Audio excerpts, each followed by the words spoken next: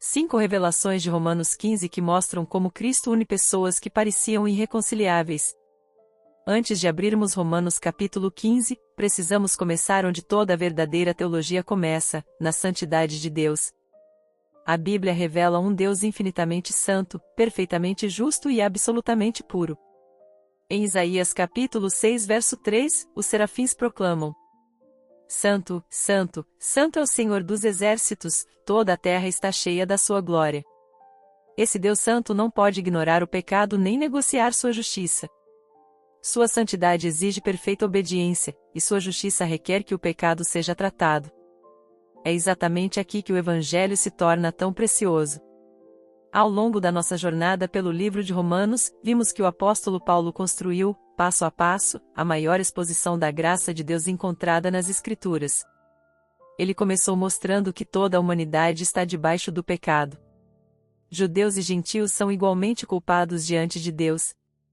Depois apresentou a justificação pela fé, a paz com Deus, a união com Cristo, a luta contra o pecado, a esperança da glória futura, a soberania da graça e, nos capítulos anteriores, as implicações práticas do Evangelho para a vida da Igreja. Agora chegamos ao capítulo 15.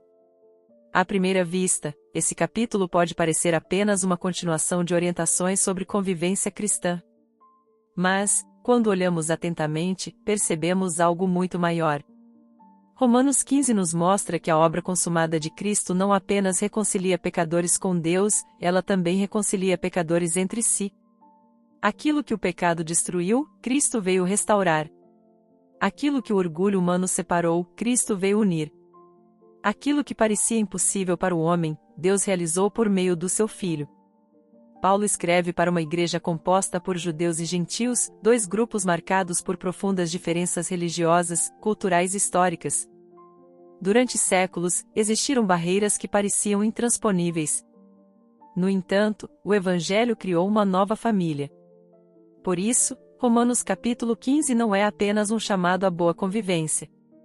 É uma demonstração prática do poder transformador do Evangelho. Ao estudarmos este capítulo, veremos 5 grandes verdades que continuam profundamente atuais. Cristo não agradou a si mesmo, mas entregou-se pelos pecadores. As Escrituras sustentam a esperança do povo de Deus em todas as gerações. O Evangelho derruba muros e une pessoas completamente diferentes em um só corpo.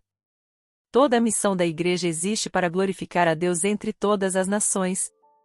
A graça soberana continua conduzindo o seu povo e expandindo o reino de Cristo. Mas, antes de prosseguirmos, permita-me fazer uma pergunta. Você já percebeu que é possível conhecer muitas doutrinas corretas e, ainda assim, ter dificuldade para amar aqueles que Deus também recebeu? Romanos 15 nos lembra que o Evangelho não transforma apenas nosso destino eterno, ele transforma nossos relacionamentos, nossa maneira de servir e nossa forma de enxergar o próximo. Este é mais um episódio da nossa jornada pelo livro de Romanos. Se você está acompanhando esta série, escreva nos comentários: Estou na jornada de Romanos. Será uma alegria saber quantos irmãos e irmãs estão caminhando conosco neste estudo das Escrituras. E prepare o coração, porque veremos que a unidade da Igreja não nasce da semelhança entre as pessoas, mas da perfeição do sacrifício de Cristo, que reuniu para si um povo de toda tribo, língua, povo e nação, para a glória do Deus Santo. 1. Cristo não agradou a si mesmo, o sacrifício que revela o verdadeiro amor. Romanos capítulo 15 começa com uma exortação que só pode ser compreendida à luz do Evangelho. O apóstolo Paulo escreve, em Romanos capítulo 15 versículos 1 a 3. Ora, nós que somos fortes devemos suportar as debilidades dos fracos e não agradar a nós mesmos. Portanto, cada um de nós agrade ao próximo no que é bom para edificação. Porque também Cristo não agradou a si mesmo, pelo contrário, como está escrito, os insultos dos que te insultam caíram sobre mim. Esses versículos não apresentam apenas uma orientação sobre convivência cristã. Eles nos conduzem diretamente ao coração da obra de Cristo. A palavra traduzida por a suportar, no texto grego, bastais, significa carregar um peso, tomar sobre si um fardo que pertence a outra pessoa. A mesma ideia aparece quando Jesus toma sobre si a culpa dos pecadores. Paulo não está dizendo simplesmente para sermos pacientes com irmãos mais difíceis. Ele está afirmando que a vida cristã reproduz, em pequena escala, aquilo que Cristo fez de maneira perfeita na cruz. Observe que o argumento de Paulo não é moralista. Ele não diz, sejam pessoas melhores. Ele diz, olhem para Cristo. Essa é uma característica marcante da teologia reformada. Toda ética cristã nasce da obra consumada de Cristo, e não do esforço humano. Primeiro vem o Evangelho, depois vem a transformação da vida. Quando Paulo afirma que Cristo não agradou a si mesmo, ele cita Salmos capítulo 69 verso 9. Os insultos dos que te insultam caíram sobre mim. No contexto do Salmo, Davi sofre por causa de sua fidelidade a Deus. Mas o Espírito Santo conduz esse texto para seu cumprimento pleno em Cristo. Jesus carregou sobre si a rejeição que era dirigida contra Deus. Ele suportou o desprezo, a humilhação, a vergonha, a condenação. Tudo isso voluntariamente. Em Filipenses capítulo 2 versículos 6 a 8, Paulo descreve esse movimento de humilhação. Pois ele, subsistindo em forma de Deus, não considerou ser igual a Deus algo que deveria ser retido a qualquer custo. Pelo contrário, esvaziou a si mesmo, assumindo a forma de servo, tornando-se semelhante aos seres humanos. E, reconhecido em figura humana, humilhou-se, tornando-se obediente até a morte, e morte de cruz. Perceba que Cristo não abriu mão de sua divindade. Ele abriu mão dos privilégios da sua glória para cumprir a missão que o Pai lhe havia confiado. Esse é o centro do Evangelho. Jesus não veio ao mundo para nos ensinar apenas um caminho melhor. Ele veio para ocupar o lugar que era nosso. Desde o início da história bíblica, Deus ensinou que o pecado exige um substituto. Quando Adão e Eva pecaram em Gênesis capítulo 3, Deus providenciou vestes feitas com pele de animais. Na Páscoa, em Êxodo capítulo 12, um cordeiro morreu para que outros vivessem. No dia da expiação, descrito em Levítico capítulo 16, o sumo sacerdote oferecia sacrifícios pelo pecado do povo. Todos esses acontecimentos apontavam para Cristo. Quando João Batista vê Jesus aproximando-se, declara em João capítulo 1 verso 29. Eis o Cordeiro de Deus, que tira o pecado do mundo. Ele não diz que Jesus veio inspirar pecadores. Ele afirma que Jesus veio tirar o pecado. Essa é a diferença entre religião e evangelho. A religião diz: faça mais. O evangelho anuncia: está consumado. É exatamente isso que veremos de forma ainda mais profunda quando estudarmos Hebreus capítulo 10, onde o autor demonstra que Cristo ofereceu um único sacrifício, perfeito e definitivo. Romanos 15 nos lembra que somente quem foi alcançado por esse amor sacrificial consegue amar de maneira semelhante. Sem a regeneração operada pelo Espírito Santo, o ser humano permanece preso ao egoísmo. Vivemos numa cultura que ensina constantemente: pense primeiro em você. Proteja seus interesses. Você merece ser feliz acima de tudo. Mas Cristo ensina o caminho oposto.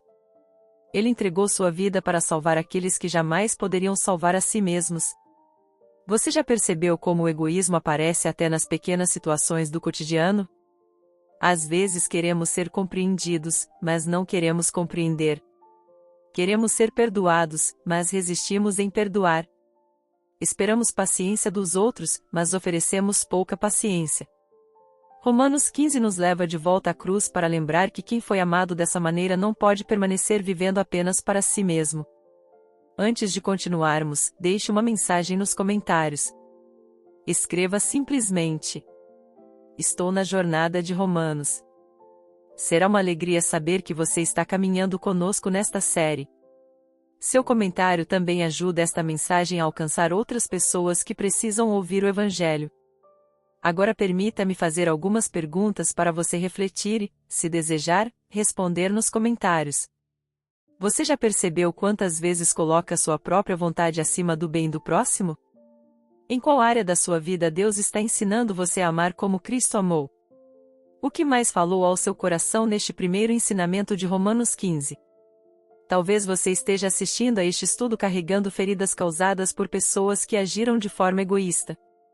Ou talvez o Espírito Santo esteja mostrando que, em algumas situações, o egoísmo também tem encontrado espaço no seu coração.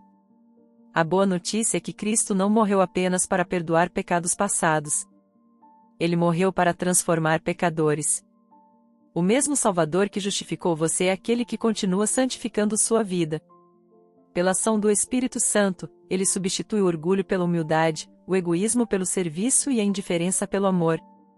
Por isso, não olhe para este texto apenas como um mandamento difícil de cumprir. Olhe primeiro para Cristo. Contemple aquele que não agradou a si mesmo. Aquele que carregou a cruz. Aquele que suportou a ira que nós merecíamos. E quando seu coração for novamente tomado pela grandeza desse amor, servir ao próximo deixará de ser um peso para se tornar uma resposta de gratidão àquele que entregou tudo para reconciliá-lo com Deus. No próximo ponto, veremos como as Escrituras sustentam a esperança do povo de Deus e por que Paulo afirma que tudo o que foi escrito anteriormente continua sendo indispensável para fortalecer a fé dos cristãos de hoje. 2. Cristo recebeu pecadores para a glória de Deus, a unidade que nasce da cruz. Depois de exortar os cristãos mais fortes a suportarem as fraquezas dos mais fracos, Paulo apresenta a razão suprema para esse comportamento. Em Romanos capítulo 15 verso 7, ele escreve: Portanto, acolham uns aos outros, como também Cristo acolheu vocês para a glória de Deus. Essa não é apenas uma recomendação de boa convivência. É uma consequência direta do Evangelho. A palavra traduzida por acolham vem do verbo grego proslamban, que significa receber calorosamente, aceitar como parte da família, trazer para perto de si. A ideia é muito mais profunda do que simplesmente tolerar alguém. É receber com amor, dignidade e comunhão. Foi exatamente isso que Cristo fez conosco. Antes de sermos recebidos por Cristo, éramos estrangeiros espirituais. Em Efésios capítulo 2 versículos 12 e 13, Paulo lembra: Naquele tempo vocês estavam sem Cristo, separados da comunidade de Israel e estranhos às alianças da promessa, não tendo esperança e sem Deus no mundo. Mas agora, em Cristo Jesus, vocês, que antes estavam longe, foram aproximados pelo sangue de Cristo. Observe que não fomos aproximados por nossa bondade, religiosidade ou esforço. Fomos aproximados pelo sangue de Cristo. Essa é a essência do Evangelho. O pecado criou uma dupla separação. Primeiro, separou o homem de Deus. Depois, separou os homens entre si. Desde Gênesis capítulo 3, vemos essa ruptura se espalhando pela história. Logo após a queda, surgem culpa, medo, acusações e divisão. Em seguida, Caim mata Abel. Mais tarde, Babel simboliza a fragmentação das nações. O pecado sempre divide. Mas a cruz faz exatamente o contrário. Ela reconcilia pecadores com Deus e, ao mesmo tempo, cria um novo povo unido em Cristo. Essa era uma verdade revolucionária para os leitores de Romanos. Judeus e gentios carregavam séculos de desconfiança mútua. Muitos judeus evitavam qualquer contato com gentios por questões cerimoniais. Muitos gentios desprezavam os judeus por causa de suas tradições religiosas. Humanamente falando, aquela igreja tinha tudo para viver em permanente conflito. No entanto, Paulo não pede que um grupo abandone sua identidade cultural para agradar o outro. Ele aponta ambos para algo infinitamente maior. Cristo recebeu os dois. Por isso, ninguém pode considerar indigno aquele que o próprio Senhor acolheu. Paulo reforça essa verdade citando diversas passagens do Antigo Testamento, mostrando que sempre esteve nos planos de Deus salvar pessoas de todas as nações. Em Romanos capítulo 15 versos 9 a 12, ele reúne textos de 2 Samuel, Deuteronômio, Salmos e Isaías, demonstrando que a inclusão dos gentios nunca foi um plano alternativo. Sempre fez parte do propósito eterno de Deus. Isso revela a unidade maravilhosa das Escrituras. Aquilo que foi prometido aos patriarcas encontra seu cumprimento em Cristo. Aquilo que os profetas anunciaram torna-se realidade na Igreja. Aquilo que parecia impossível foi realizado pela graça soberana. Podemos resumir esse ensino em 4 verdades fundamentais. Cristo recebeu pecadores que nada mereciam. A cruz derrubou a barreira entre judeus e gentios. A igreja é formada por pessoas diferentes unidas pela mesma graça. Toda verdadeira unidade existe para a glória de Deus, não para a exaltação humana. Essa verdade continua profundamente necessária em nossos dias. Vivemos em uma sociedade marcada por divisões políticas, culturais, econômicas e até religiosas. Infelizmente, muitas dessas divisões também entram nas igrejas. Quando isso acontece, esquecemos que todos chegamos diante de Deus exatamente da mesma maneira. Como pecadores necessitados da mesma graça. Você já percebeu como é fácil demonstrar paciência com quem pensa como nós e dificuldade com quem é diferente? O Evangelho nos chama para algo muito mais elevado. Não é uma simples convivência educada. É amar aqueles que Cristo amou. É servir aqueles que Cristo recebeu. É lembrar que ninguém ocupa um lugar na igreja por mérito próprio.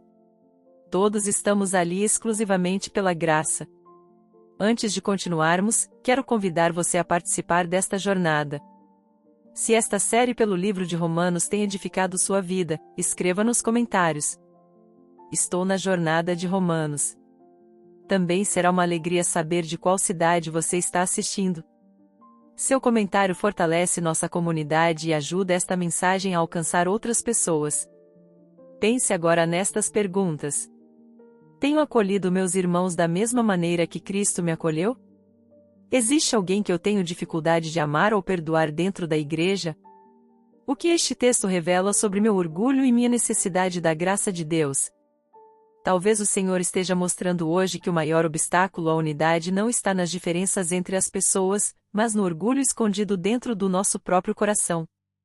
Quando contemplamos a cruz, percebemos que não havia nada em nós que tornasse nossa salvação merecida. Cristo nos recebeu quando ainda éramos inimigos. Essa verdade destrói toda arrogância espiritual e produz humildade genuína. Ao mesmo tempo, esse texto enche nosso coração de esperança. Se Cristo foi capaz de reconciliar pecadores com Deus mediante seu sacrifício perfeito, também é poderoso para restaurar relacionamentos quebrados, curar feridas antigas e formar uma igreja onde pessoas completamente diferentes glorificam juntas ao mesmo Senhor.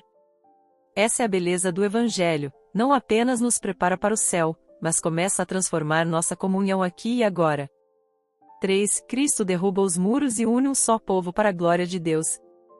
No centro de Romanos capítulo 15, o apóstolo Paulo faz uma declaração extraordinária. Em Romanos capítulo 15 versículo 7, ele escreve: Portanto, acolham uns aos outros, como também Cristo acolheu vocês para a glória de Deus. Essa exortação é muito mais profunda do que um simples convite à cordialidade. Paulo está mostrando que a unidade da igreja nasce da própria obra de Cristo. A palavra traduzida por acolham vem do grego proslamba, que significa receber plenamente, aceitar junto de si, tomar para perto com amor e compromisso. Não se trata de uma recepção superficial ou de mera tolerância.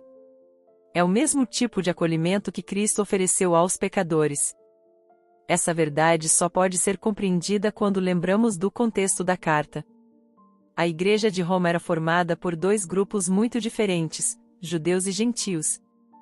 Durante séculos, os judeus haviam sido separados das demais nações pela lei, pelos rituais e pelas promessas da aliança. Muitos rabinos da época consideravam os gentios espiritualmente impuros, enquanto muitos gentios desprezavam os costumes judaicos. Humanamente falando, aquela igreja tinha tudo para viver dividida. Mas Paulo afirma que existe algo infinitamente maior do que as diferenças culturais, a cruz de Cristo. O Evangelho cria uma nova humanidade. Essa mesma verdade aparece em Efésios capítulo 2 versículos 13 e 14. Mas agora, em Cristo Jesus, vocês, que antes estavam longe, foram aproximados pelo sangue de Cristo. Porque Ele é a nossa paz, o qual de ambos fez um e, tendo derrubado a parede da separação que estava no meio, a inimizade. Observe que Paulo não diz que judeus e gentios fizeram um acordo de paz. Ele afirma que Cristo é a nossa paz. A paz entre os homens só existe porque primeiro houve paz entre Deus e os pecadores. Essa é uma verdade que precisa ser redescoberta pela igreja dos nossos dias. Vivemos em uma sociedade profundamente dividida. Diferenças políticas. Diferenças sociais. Diferenças econômicas. diferenças culturais. Até mesmo dentro das igrejas, muitas vezes vemos orgulho, disputas, preferências pessoais e relacionamentos quebrados. Mas Romanos capítulo 15 nos lembra que o Evangelho destrói a raiz dessas divisões, o orgulho humano. Quando compreendemos que fomos recebidos por Cristo unicamente pela graça, desaparece qualquer motivo para nos considerarmos superiores aos outros.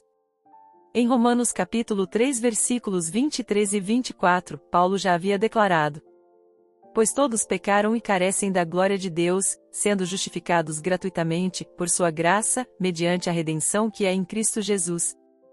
Todos estavam igualmente perdidos. Todos dependiam da mesma graça. Todos foram salvos pelo mesmo Salvador. Essa é a razão pela qual Paulo, logo em seguida, reúne diversas passagens do Antigo Testamento para mostrar que sempre esteve nos planos de Deus formar um único povo entre todas as nações. Ele cita Salmos, Deuteronômio e Isaías, mostrando que a inclusão dos gentios nunca foi um plano alternativo. Desde o princípio, Deus prometeu que o Messias seria luz para as nações. Isso nos leva diretamente ao coração da missão da Igreja. A Igreja não existe para reunir pessoas parecidas. Ela existe para revelar o poder reconciliador da cruz. Quando pessoas completamente diferentes conseguem amar umas às outras por causa de Cristo, o mundo vê uma evidência concreta do Evangelho. Você já percebeu isso em sua caminhada cristã? Talvez Deus tenha colocado ao seu lado irmãos com histórias, personalidades e experiências muito diferentes das suas. E talvez exatamente aí esteja uma das maiores ferramentas de santificação que Ele está usando em sua vida. O Evangelho nos ensina a amar não apenas quem pensa como nós, mas quem pertence ao mesmo Salvador. Antes de continuarmos, deixe nos comentários a frase: estou na jornada de Romanos. Isso fortalece nossa comunidade e também nos alegra ao perceber quantas pessoas estão caminhando conosco, aprendendo as riquezas desta carta extraordinária. Além disso, escreva também a cidade de onde você está assistindo. Será uma alegria saber até onde a palavra de Deus está chegando. Pense nestas verdades. Cristo recebeu pecadores indignos pela graça. A cruz derrubou as barreiras que o pecado levantou. A Igreja glorifica a Deus quando vive a unidade produzida pelo Evangelho. Agora permita que estas perguntas alcancem o seu coração. Existe alguém que você tem dificuldade de acolher como Cristo acolheu você? O Evangelho tem transformado seus relacionamentos ou apenas aumentado seu conhecimento bíblico? O que este texto revela sobre a maneira como você trata os irmãos na fé?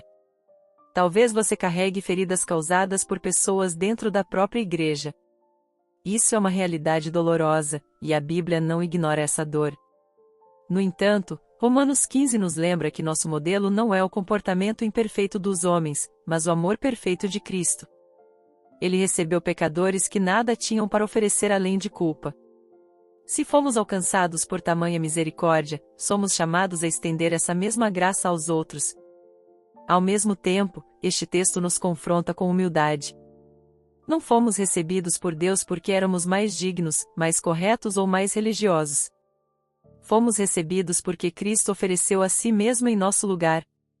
Quando essa verdade governa o coração, desaparecem a arrogância, o espírito de comparação e o desejo de superioridade. Surge uma comunidade marcada pela verdade, pela graça e pelo amor, uma comunidade que aponta não para si mesma, mas para o Salvador que a reuniu. 4. A missão da Igreja existe para que todas as nações glorifiquem a Deus. No centro de Romanos capítulo 15, o apóstolo Paulo amplia o olhar da Igreja. Depois de ensinar sobre acolhimento, unidade e amor mútuo, ele mostra que tudo isso possui um propósito muito maior do que a harmonia entre os irmãos. A Igreja existe para que Cristo seja conhecido entre todos os povos. Em Romanos capítulo 15 versículos 8 e 9, Paulo escreve: porque digo que Cristo foi constituído ministro da circuncisão, em favor da verdade de Deus, para confirmar as promessas feitas aos nossos pais, e para que os gentios glorifiquem a Deus por causa da sua misericórdia, como está escrito: por isso eu te glorificarei entre os gentios e cantarei louvores ao teu nome. Observe a beleza desse texto. Cristo veio cumprir as promessas feitas a Israel, mas essas promessas nunca tiveram Israel como destino final. Desde o início, Deus havia prometido que todas as famílias da terra seriam abençoadas. Em Gênesis capítulo 12 versículo 3, o Senhor disse a Abraão: em você serão benditas todas as famílias da terra. Paulo demonstra que essa promessa encontra seu cumprimento em Cristo. No texto grego, a palavra traduzida por a misericórdia, Elius, descreve a compaixão de Deus por aqueles que nada podiam oferecer em troca. Os gentios não foram incluídos no povo de Deus por mérito, cultura ou tradição religiosa. Foram alcançados pela misericórdia soberana. Isso destrói qualquer orgulho espiritual. Os judeus não podiam vangloriar-se de sua herança.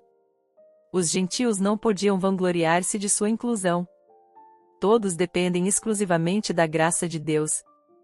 Para provar que esse sempre foi o plano divino, Paulo reúne uma sequência impressionante de citações do Antigo Testamento. Ele cita 2 Samuel capítulo 22 versículo 50, Deuteronômio capítulo 32 versículo 43, Salmos 117 verso 1 e Isaías capítulo 11 versículo 10. Essa sequência não é aleatória. Ela mostra que a lei anunciava as nações. Os profetas anunciavam as nações. Os salmos anunciavam as nações. Toda a Escritura apontava para um único propósito: glorificar a Deus entre todos os povos. Isso tem profundas implicações para a igreja de hoje. A missão da igreja não é apenas preservar tradições. Não é apenas realizar reuniões. Não é apenas produzir conteúdo. A missão da igreja é proclamar o Evangelho para que homens e mulheres de todas as culturas conheçam a Cristo. Foi exatamente essa ordem que o Senhor deu em Mateus capítulo 28 versículos 19 e 20. Portanto, vão, façam discípulos de todas as nações, batizando-os em nome do Pai, e do Filho, e do Espírito Santo, ensinando-os a guardar todas as coisas que tenho ordenado a vocês. E eis que estou com vocês todos os dias até o fim dos tempos. Perceba que Jesus não chamou a igreja apenas para fazer convertidos. Ele chamou a igreja para fazer discípulos. Isso inclui ensinar, pastorear, corrigir, consolar e anunciar Cristo fielmente. É por isso que o evangelismo bíblico nunca é uma estratégia de marketing religioso. Ele não depende de manipulação emocional. Ele não procura produzir decisões superficiais. O verdadeiro evangelismo é a proclamação fiel de Cristo crucificado e ressuscitado, confiando que o Espírito Santo aplicará essa verdade aos corações que o Pai chamou para si. Talvez você tenha percebido que estamos estudando profundamente o livro de Romanos. Esse é mais um capítulo da nossa jornada pelas Escrituras. Se esta série tem fortalecido sua fé, escreva nos comentários. Estou na jornada de Romanos. Seu comentário fortalece nossa comunidade e também ajuda esta mensagem a alcançar outras pessoas que desejam conhecer mais profundamente a Palavra de Deus. Ao mesmo tempo, pergunte a si mesmo: será que minha vida demonstra o desejo de que outras pessoas conheçam a Cristo? Tenho orado por familiares, amigos e vizinhos que ainda não ouviram o verdadeiro Evangelho?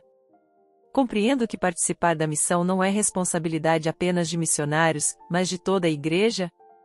O coração que foi alcançado pela graça dificilmente permanece indiferente àqueles que ainda caminham sem esperança. Quando compreendemos que Deus teve misericórdia de nós, nasce também o desejo de que essa mesma misericórdia alcance outras vidas. Essa verdade também produz humildade. A missão não pertence à igreja. A missão pertence a Deus. Nós somos apenas servos anunciando um Salvador perfeito. É Cristo quem salva. É o Espírito quem convence. É o Pai quem chama. Por isso podemos evangelizar com confiança, sem ansiedade e sem triunfalismo. Nossa responsabilidade é proclamar fielmente. Os resultados pertencem ao Senhor. Essa compreensão traz descanso ao coração do cristão. Não carregamos o peso de converter pessoas, carregamos o privilégio de anunciar o Evangelho. E sabemos que a palavra de Deus jamais volta vazia, mas cumpre perfeitamente os propósitos daquele que a enviou. Que essa verdade transforme também nossa forma de enxergar este canal. Cada estudo publicado, cada vídeo compartilhado e cada conversa iniciada a partir da palavra pode ser um instrumento nas mãos de Deus para alcançar alguém que ainda não conhece a Cristo.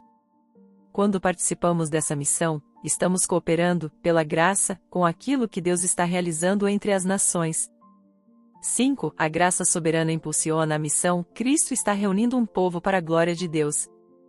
Ao nos aproximarmos do final de Romanos capítulo 15, percebemos que Paulo deixa de falar apenas sobre relacionamentos dentro da igreja e abre seu coração para revelar aquilo que movia toda a sua vida, a missão de anunciar Cristo onde ele ainda não era conhecido.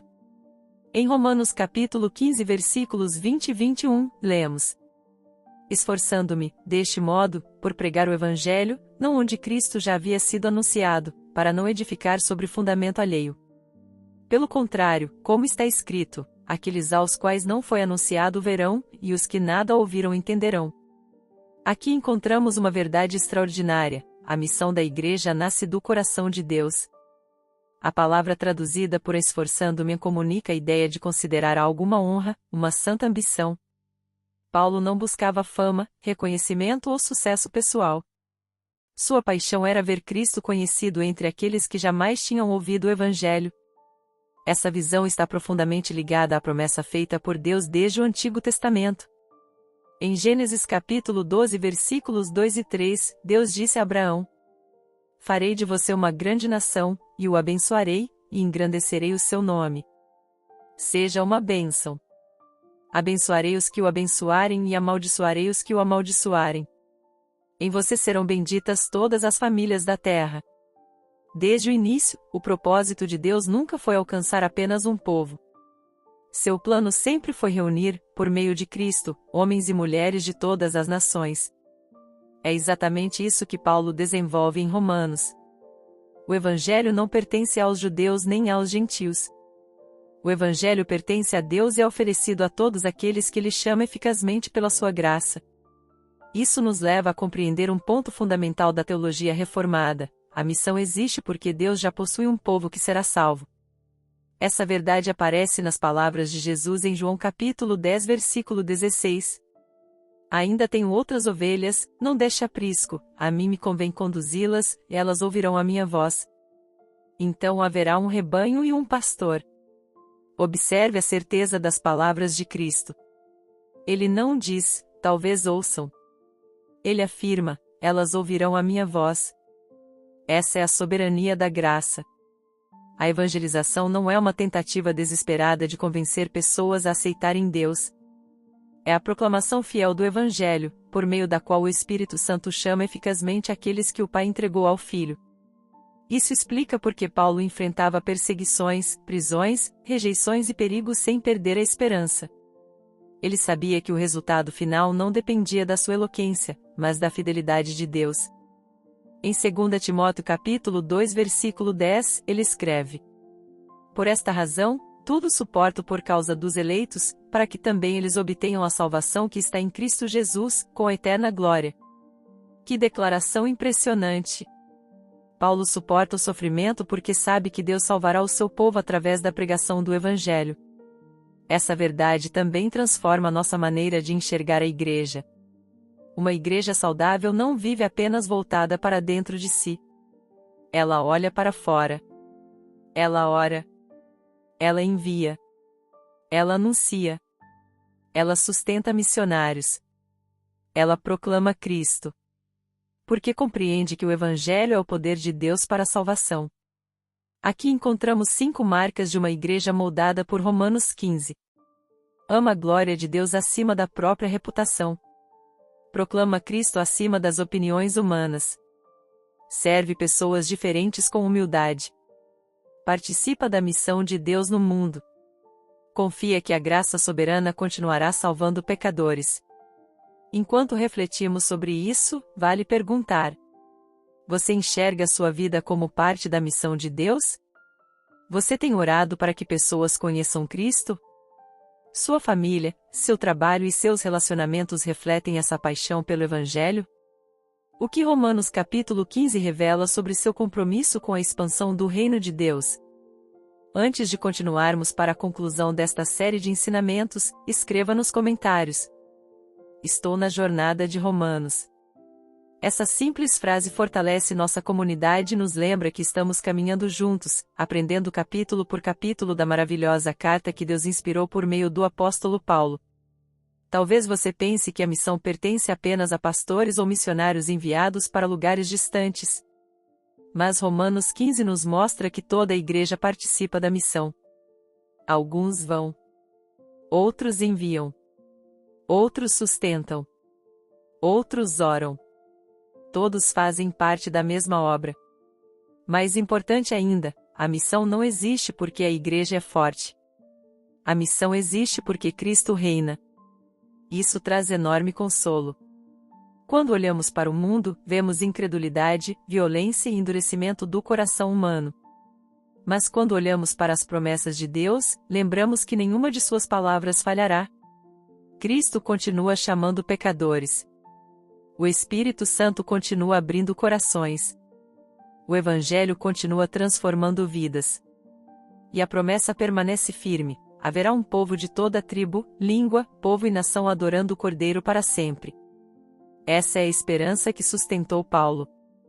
E essa deve ser também a esperança que sustenta a nossa caminhada. Conclusão: Cristo é suficiente. O que você fará com ele? Ao chegarmos ao final deste estudo em Romanos capítulo 15, percebemos que Paulo não está apenas ensinando princípios para uma boa convivência entre cristãos. Ele está mostrando o resultado da maior obra já realizada na história. Um povo antes separado pelo pecado foi reconciliado com Deus por meio de Jesus Cristo. Judeus e gentios, antes divididos por séculos de hostilidade, agora adoram o mesmo Senhor. Tudo isso porque Cristo fez aquilo que nenhum sacerdote, nenhum sacrifício e nenhum esforço humano poderiam fazer. Ele viveu a vida perfeita que nós jamais conseguiríamos viver. Ele morreu a morte que nós merecíamos. Ele ressuscitou para garantir a nossa justificação. E hoje reina à direita do Pai, intercedendo por todos aqueles que nele confiam. Essa é a essência do Evangelho. O Evangelho não é uma mensagem sobre pessoas tentando alcançar Deus. O Evangelho é a notícia gloriosa de que Deus veio ao encontro de pecadores por meio de seu Filho. Talvez, durante este estudo, você tenha percebido que conhece muitas coisas sobre Deus, mas nunca entregou verdadeiramente sua vida a Cristo. Talvez você tenha frequentado uma igreja durante anos. Talvez admire os ensinamentos de Jesus. Talvez até procure viver uma vida correta. Mas a pergunta continua sendo a mesma.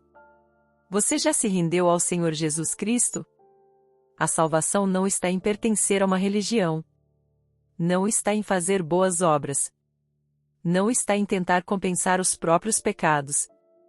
A salvação está unicamente em Cristo.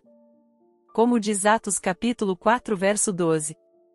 E não há salvação em nenhum outro, porque abaixo do céu não existe nenhum outro nome, dado entre os homens, pelo qual importa que sejamos salvos. Hoje, o Senhor chama você ao arrependimento e à fé. Não endureça o seu coração. A Bíblia declara em Hebreus capítulo 3 versículos 15. Hoje, se ouvirem a sua voz, não endureçam o coração. Se o Espírito Santo falou ao seu coração durante este estudo, eu gostaria de convidar você a fazer uma oração. Não são as palavras que salvam. Quem salva é Cristo. Mas a oração é uma expressão sincera de um coração que reconhece seu pecado e deposita toda a sua esperança no Salvador. Se este é o desejo do seu coração, eu convido você a repetir esta oração comigo, não como uma fórmula, mas como uma expressão da sua fé. Ore assim: Senhor Deus, hoje eu reconheço que o Senhor é santo, justo e perfeito. Reconheço também que eu sou pecador e que não posso salvar a mim mesmo. Eu confesso que muitas vezes vivi para mim, seguindo meus próprios caminhos e ignorando a tua vontade. Perdoa os meus pecados. Eu creio que Jesus Cristo é o teu Filho. Creio que ele viveu sem pecado. Creio que morreu na cruz em meu lugar, levando sobre si a culpa que era minha. Creio que ressuscitou dentre os mortos e reina para sempre. Hoje eu abandono toda a confiança em mim mesmo. Eu renuncio à ideia de que posso merecer a salvação pelas minhas obras. Eu me rendo completamente ao Senhor Jesus. Recebe a minha vida. Transforma o meu coração. Ensina-me a amar a tua palavra. Dá-me um novo coração que deseje obedecer ao Senhor. Conduze-me pelo teu Espírito todos os dias da minha vida. Que a minha esperança esteja somente em Cristo. Que a minha alegria esteja somente em Cristo. Que a minha salvação esteja somente em Cristo. Em nome de Jesus. Amém. Se você fez essa oração com sinceridade, saiba que a sua confiança não deve estar na emoção deste momento, mas na promessa de Deus. Jesus declarou em João capítulo 6 verso 37. O que vem a mim, de modo nenhum lançarei fora. Agora, continue caminhando com Cristo. Leia diariamente as Escrituras. Procure uma igreja que pregue fielmente o Evangelho. Cresça na comunhão com outros irmãos. E lembre-se, a vida cristã não termina na conversão. Ali ela começa. Antes de encerrarmos, quero fazer 3 perguntas para você. Qual foi a principal verdade que Deus falou ao seu coração neste estudo? Qual dos 5 pontos mais marcou você? Como Romanos capítulo 15 mudou a sua maneira de enxergar Cristo e a missão da igreja? Escreva sua resposta nos comentários. E, se você está acompanhando esta série desde o início, escreva também. Estou na jornada de Romanos. Seu comentário fortalece nossa comunidade e ajuda esta mensagem a alcançar outras pessoas que precisam ouvir o Evangelho. Se este estudo edificou sua vida, deixe o seu gostei, inscreva-se no canal e compartilhe este vídeo com alguém que precisa conhecer a suficiência de Cristo. Que o Senhor o abençoe ricamente. E que, ao final da nossa jornada por Romanos, possamos dizer com toda convicção: somente Deus é santo. Somente Cristo salva. Somente a graça transforma. Somente a fé recebe. E somente a Deus pertence toda a glória. Amém.